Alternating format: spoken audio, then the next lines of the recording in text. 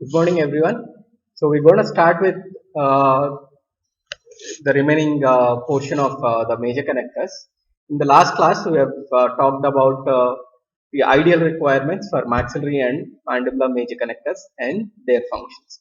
The functions of maxillary major connector or a mandibular major connector, or in that sense, a major connector alone is mainly stress distribution and cross-arch stabilization. These are the two important functions of a major connector, whether it is a maxillary major connector or a mandibular major connector. Okay, so coming to mandibular major connectors, there are four different types of mandibular major connectors. The first one being lingual bar major connector. The second one is lingual plate major connector. The third one is a double Kennedy's bar major connector, and the fourth one is a labial bar major connector. So the first one is mandibular. Uh, First one in the mandibular major connectors is a lingual bar major connector. So where exactly we can give this lingual bar major connector, or where exactly in what conditions we can use this type of major connector? Uh, so we'll be seeing in the coming slides. So this is the most lingual bar major connector is the most commonly used mandibular major connector and the simplest. So that is being widely used because of its simplicity in design. So it can be used in any condition uh, with proper planning. Okay.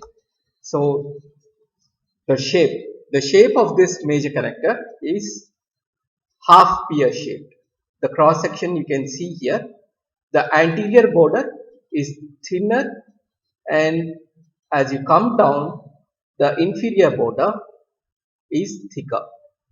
So the upper part of the major connector, that is the superior border, is thinner in cross section than the inferior border of the major connector. That's why it is given as half pear shaped.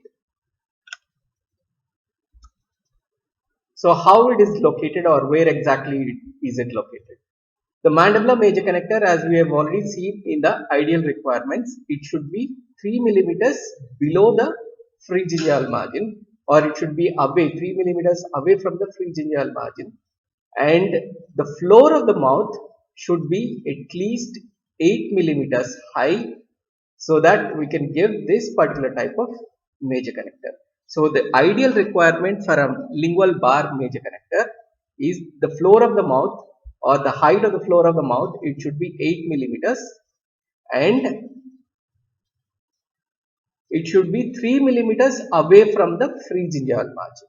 The position of mandibular lingual bar major connector, it should be 3 millimeters away from the pharyngeal margin. So the height of the floor of the mouth, if it is 8 millimeters, and if the major connector should be 3 millimeters below pharyngeal margin, so the rest of the remaining distance is occupied by the major connector, that is about 4 to 6 millimeters or 4 to 5 millimeters. So that being the width of lingual bar major connector.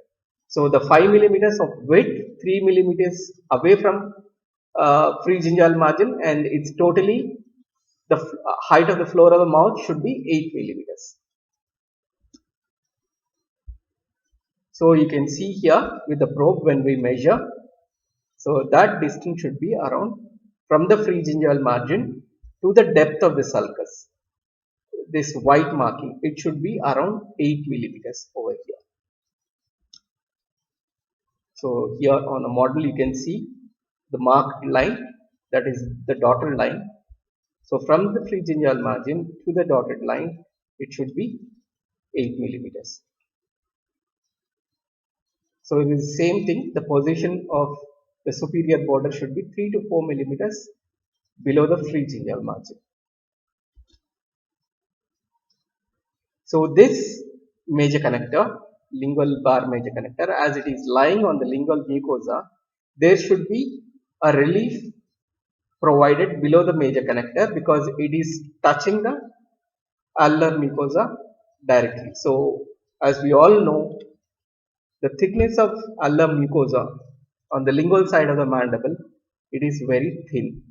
So whenever we're using this type of major connector in distal extension cases, that means in class 1, class 2 or class 4 situations, there will be obvious movement of the major connector during function. That can be circular movements, that can be anteroposterior movement, and that can be lateral movements. Because of this movement, the soft tissue below the major connector will obviously get impinged. So if you don't want that to happen, so there should be a relief that should be provided below the major connector. That means a space is provided below the major connector between the soft tissue and the uh, intaglio surface of the major connector, so that there won't be any injury to the soft tissue during the moments of the removable partial denture during function. So the thickness of the spacer or the space what should be provided is around 30 gauge wax over here. So where exactly are these lingual bar major connectors are indicated? So we have already come across one indication where the floor of the mouth should be 8 millimeters. If it is more than 8 millimeters, a lingual bar major connector can be used. And contraindications, where exactly we are not supposed to use these kind of major connectors. Where we have remaining natural anterior teeth which is severely tilted, or if the teeth are anterior teeth are lingually tilted, in those conditions we cannot use this lingual bar major connector. And if there are any tori, mandibular tori, so mandibular lingual sulcus area is the most common site for the tori. So in such type of conditions, we cannot use this type of major connector. Why? Because if we're going to place the major connector on top of this mandibular tori, the underlying mucosa will get traumatized very fast, because obviously because of the bulge of the bone, the thickness of the mucosa will be very very thin, and we cannot use this type of major connectors where we have high frenal attachments, or if the floor of the mouth is elevated, that is the distance from pharyngeal margin to the sulcus, if that distance is less than 8 millimeters, we cannot use this type of major connectors. So the movable tissues, lingual torides, high floor of mouth, and lingually tilted remaining teeth, these are the four situations where we cannot use a lingual bar major connector. The second one, it's lingual plate major connector. Okay, this is a modification of lingual bar where the anterior border is in the form of a sheet which will be extending onto the cingulum of anterior teeth. As you can see over here, the inferior border is thick enough, but the superior border is extended onto the cingulum of the teeth till the contact area of the teeth, anterior teeth.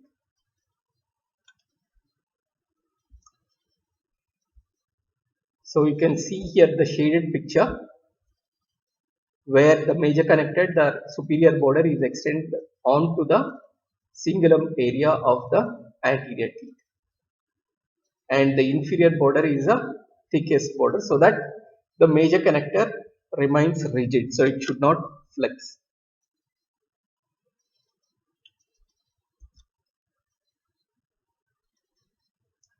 So lingual plate major connector.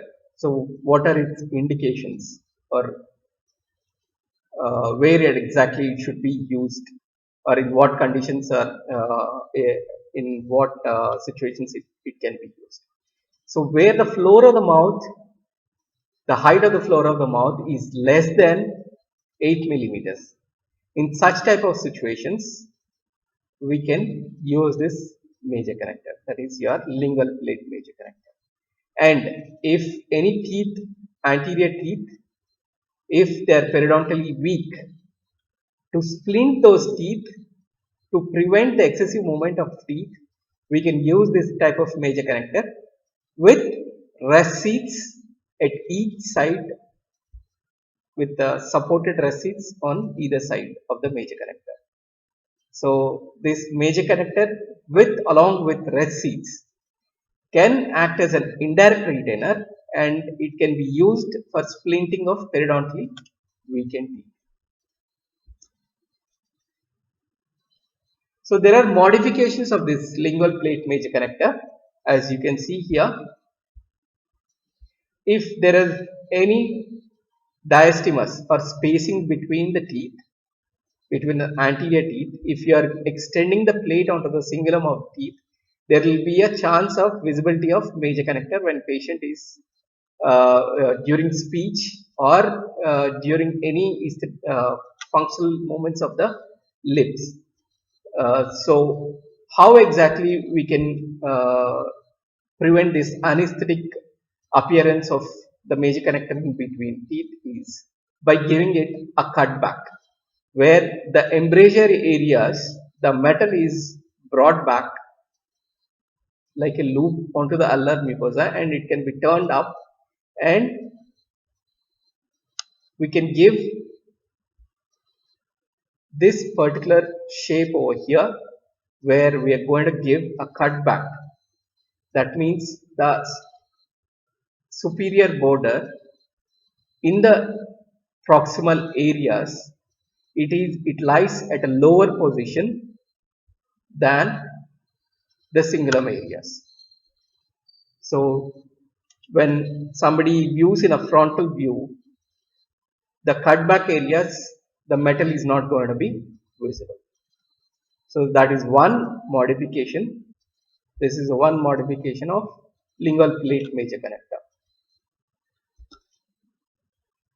So this, where we can use these things, indications for lingual plate major connector, as I've already told, if the floor of the mouth or the height of the floor of the mouth is less than 8 millimeters, that is one indication, and prominent lingual frenums and lingual torrei, where lingual torrei are there, uh, this is this is the major connector of choice for that particular condition.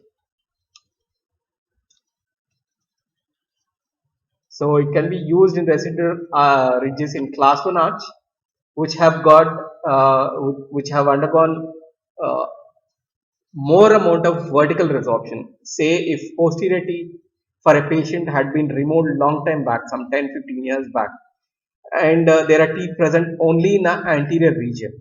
So the level of ulnar bone in the posterior segment is way below than where exactly teeth are present in the anterior segment. In such type of situations, the floor of the mouth will be obviously elevated.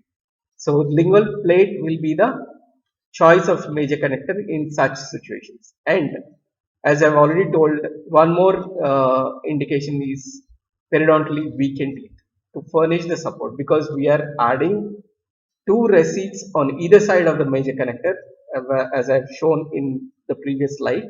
So that in itself act as a it gives a splinting mechanism by the major connector to the remaining natural teeth by adding a receipt on either side of the major connector. The next one is mandibular lingual bar with continuous bar, that is cingulum bar, or it can also be called as a Kennedy's bar or a double lingual bar. So as you can see in this picture, it has two bars.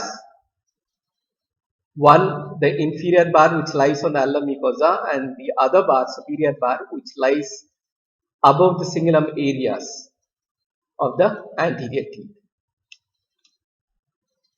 So there is a space between this superior bar and inferior bar. So what can be the main disadvantage in this design is there will be an obvious foot lodgement over here. So uh, uh, you have to be very careful when you are designing this type of major connector for any patient.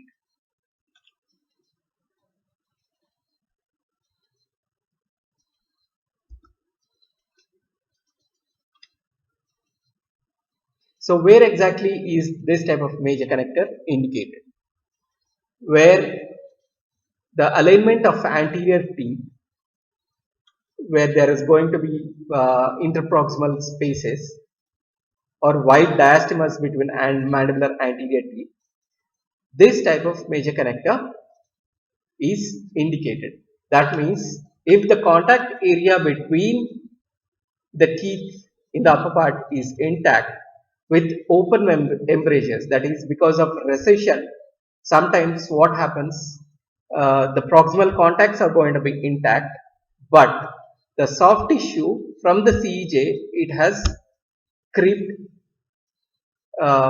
below and showing anesthetic spaces between the teeth. In such type of situations, to provide support for the indirect support for the mandibular anteriors and to not to show the metal between the teeth when in a frontal direction. In such type of situation, this double Kennedy's bar or uh, double lingual bar major connector can be used. But these are the main disadvantages. What you can see is potential food entrapment, and if the thickness of the bar is more, so that will be a hindrance for the movement of tongue, because there is a gap between the two bars, the superior bar and the inferior bar. Obviously, for the tongue when it moves during speech and any other function during chewing and all those things, because tongue will be moving continuously in the patient's mouth. If the major connector becomes bulky or if the space is less, then there is an obvious foreign body feeling for the tongue during movement. So in such type of situations, this double Kennedy's bar major connector is avoided. So labial bar. This is the last of the mandibular major connectors. What we are seeing here. So what are how different is from this major connector from the other major connectors, or where exactly this type of situation, this type of major connector is used is where we have severely inclined lingual teeth, that is malposition teeth, and if there are any lingual tori, more number of lingual tori on the lingual side of the patient, so there won't be any obvious space for any type of major connector. That can be your lingual bar major connector or a lingual plate major connector or double Kennedy's bar. Any of these major connectors cannot be given in such type of situations. So for those patients where we cannot perform any extractions to treat those malpose teeth, or when where in situations we cannot do any orthodontic treatment to correct the angulations of anterior teeth, and where we cannot perform any surgeries for the patients to remove those mandibular tori, the choice of major connector will be the labial bar major connector.